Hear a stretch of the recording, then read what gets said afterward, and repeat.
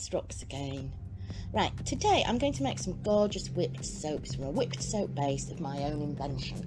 And just to be awkward, I'm going to give you my whipped soap base recipe later. I want you to see the results first. Okay, I've weighed out 100 grams of my cold whipped soap base, and you might not be able to tell on camera, but this texture is more mousse-like. The dessert, not the huge beast of a deer with insanely enormous antlers, and you'll see why when I make the base. I don't have a stand mixer, and this is only a small quantity, so I'm just using a hand mixer. I'm loosening it up a bit to get it creamy.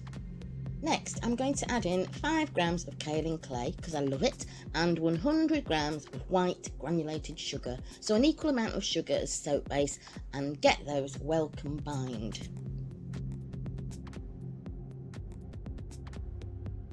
Once I'm happy everything is nicely mixed, I'm adding 3 grams of my favourite carrier oil, watermelon seed oil, my fragrance oil, and some dusky pink mica. This fragrance I'm using is called Very Cherry, and it so is. It smells very strong and like a kind of cherry sherbet, if there is such a thing. It smells incredibly edible, and it's all I can do to restrain myself from dipping my finger in and licking it. It looks and smells like an extravagant cake topping. My daughter's boyfriend loves this fragrance, so this whipped soap is heading your way, Lukester. More whisking and just a bit more pink. I'm going to attempt to pipe this. Now, I'm absolutely rubbish at piping, as you might already have seen, and to be honest, because I don't sell this, I usually just bang it in the jar unceremoniously. I'm only piping it to show you guys it can be piped, and for you to get an idea of the texture and consistency. Let's face it, this piping looks like a giant pink worm cast. That's worm poo, if you don't know what a worm cast is. I can't tell you how many times I've recorded myself making whipped soap and then deleted the vid because I'm so ashamed of my atrocious piping. But I decided it's time to take any criticism on the chin, and you're just going to have to live with it and forgive me for being cack-handed. I'm sure you'll do a great job of it, even if I can't. There you go. I hope you can see, as I wave it around in front of the camera, that it's light and airy and it keeps its shape. Anyway, let's test it using some of the scrapings from the bowl. Fabulous. It feels really luxurious and so velvety, and it leaves my skin all silky and moisturised, it really does. So that's the whipped soap sugar scrub.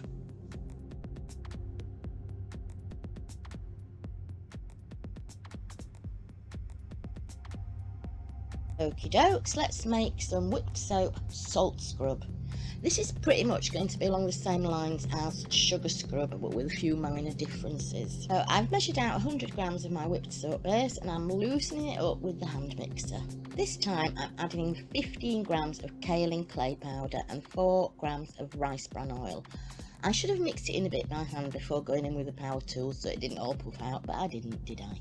Okay, I'm putting in 4 grams of fragrance oil mixed with 2 grams of polysorbate 80.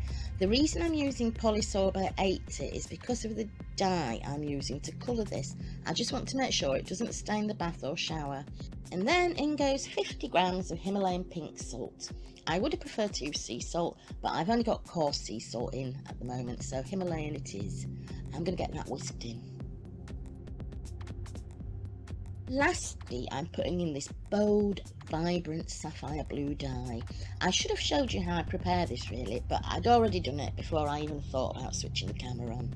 Anyway, these water-soluble dyes are really powerful, and you only need a merest pinch of dye powder to get this depth of colour.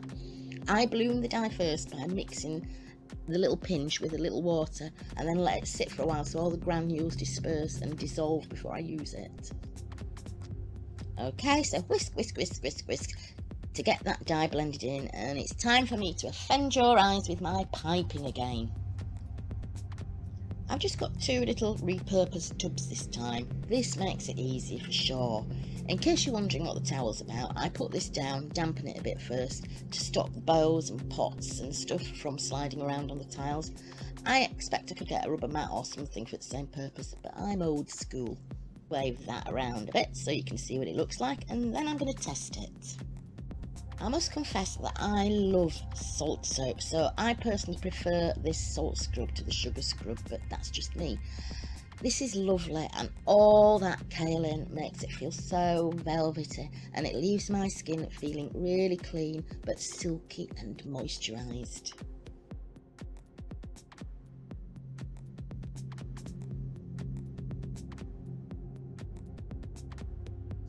Rightio, how do I make whipped soap base? And let me apologise beforehand that this part of the video is going to be more talk than screen action. Well, there are loads of different ingredients that can be used to make a whipped soap base. You can make an all-natural whipped soap from hot processed soap paste, or even from soap scraps. I've tried that a couple of times, but I don't like it.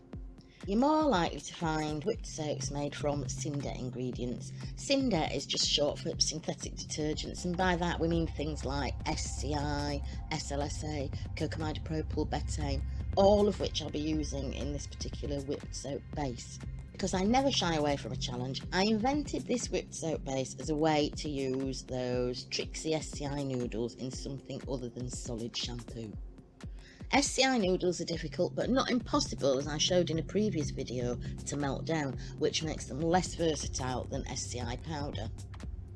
And because of the method I use to de-noodle the noodles, well, that's why this soap base is mousse-like instead of solid when it's cold, solid and firm. That doesn't matter. What matters is that it works, and it works well. There's no hard and fast rules about whipped soap bases. Anyways, let's crack on. Here I've got 80 grams of distilled water, and to that I'm adding 120 grams of SCI noodles. I'm going in on high power with my blender, and you're going to see this foam up. The noodles will break up, though not completely, but this is going to make it easier to melt them later. So to my foamy mixture, I'm adding 80 grams of cocamide propyl betaine, 80 grams of glycerin and 8 grams of SLSA powder. Then I'm going to mix all those up by hand and put the jug into a double boiler to heat through and get the last little bits of SCI noodles melted down, or at least softened so they blend readily. Once they're on the stove, I'm weighing out 20 grams of stearic acid and just 12 grams of hemp seed oil into my little jug. Then I'm putting that in a double boiler to gently melt down. I'm using 2 separate pans, but if you've got a pan that's big enough to take 2 jugs, go for it.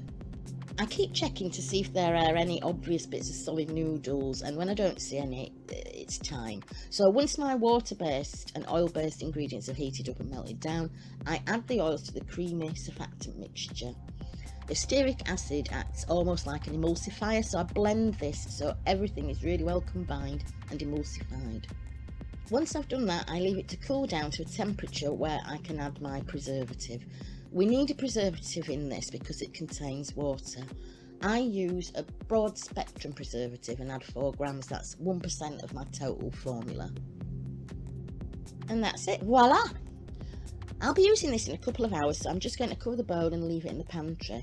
If I wanted to store it for longer and use it at a later date, I'd transfer this to a sterilised airtight container and keep it somewhere cool.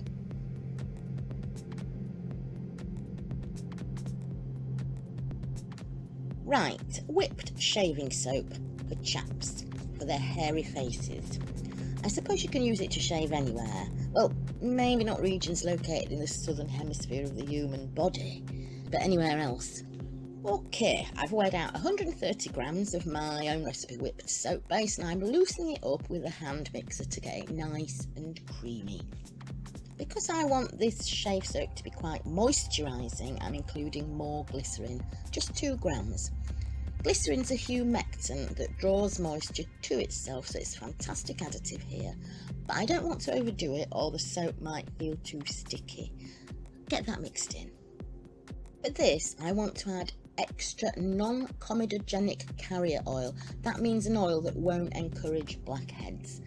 There's already some hemp oil in the base, and that's non-comedogenic, but I'm also going to put in some grapeseed oil. Grapeseed oil has a nice light feel on the skin. I've added 8 grams.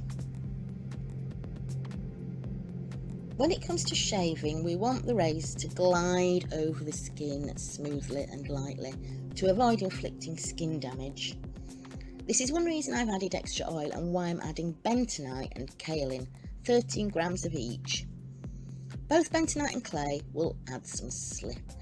They also help soak up toxins, particularly bentonite, so the idea is that it might help reduce the chance of any infection should you get a little nick. I'm stirring them in first so they don't puff out when I go in with the mixer. This looks a bit dry now, but as I mix it, it'll get nice and creamy again.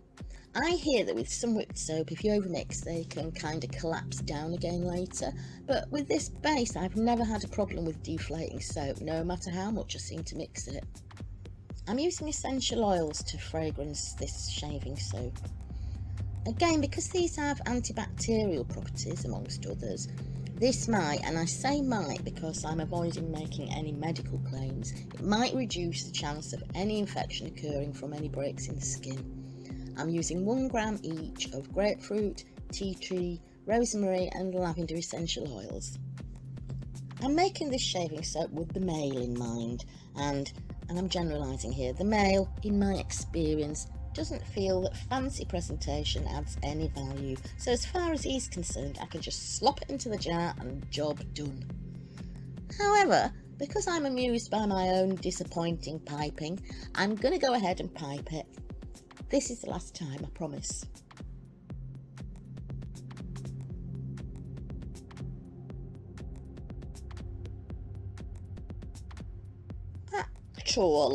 That's not too bad. Might have gone a bit overboard on the height. I feel like I should drizzle it with strawberry sauce and stick a flake in it. Okie dokes, let's get this tested. Well, I suppose you can smooth it on like this and that works fine. Still, I want to show you it with a shaving brush, so let's have a look. Put some soap in my hand, dip the brush in, wiggle it around, rub it around. I hope I'm doing this right. Lather it up with a brush. Bingo! Ooh, that kept me busy for a while. Right, I'm off to contemplate the implications of spooky action at a distance. See you later.